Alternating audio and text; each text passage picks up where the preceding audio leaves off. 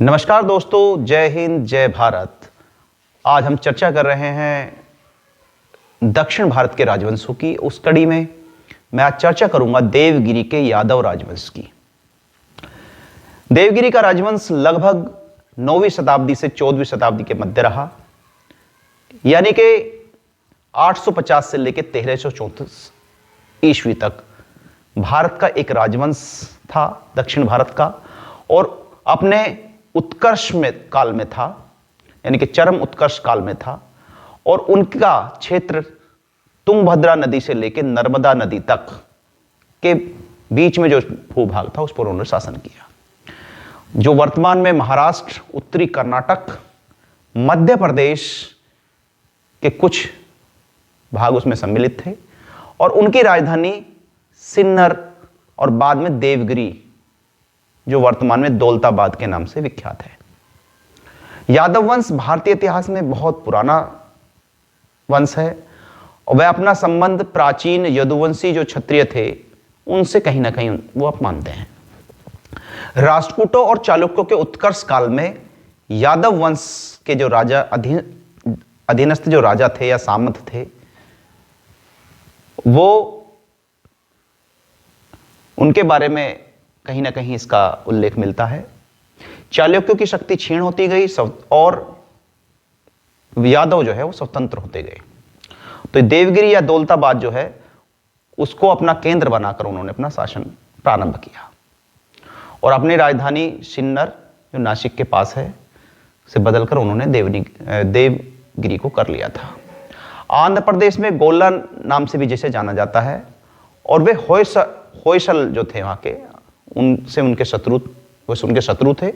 और नासिक से मध्य प्रदेश तक की जो भूमि है वो यदुवंशी जो राजा थे उनके आधिपत्य में थी। तो होयसाल यादवों की तरह सेवना यादव भी मूल रूप से पशुपालक या चरवाहा ही थे। यादवों ने अक्सर खुद को पशुपालक होने में गौरवान्वित समझा है, क्योंकि भगवान कृष्ण के जो वंशज ये उनको माना जाता है।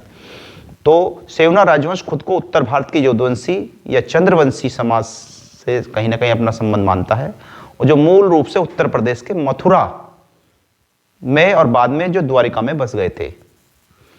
तो उन्हें भगवान कृष्ण के वंश में पैदा हुए ऐसा माना जाता है।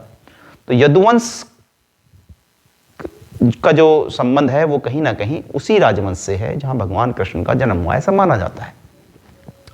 तो वर्तमान में बहुत सारे जो इतिहासकार हुए में डॉक्टर कोलारकर भी ये मानते हैं कि यादव उत्तर भारत से ही आए थे, और उन्होंने जो वहां के यादव थे, दक्षिण भारत के देवगिरी वाले जो यादव थे, उन्होंने जो है देवगिरी पर शासन किया। तो इनका कहीं ना कहीं जो शासनकाल रहा, वो उनका जो कहीं ना कहीं संबंध रहा, वो उत्तर भारत के मथुरा से संबंधित या बाद में द्वारका से जो संबंधित यादव थे भगवान कृष्ण के वंशज, उसमें माना गया है।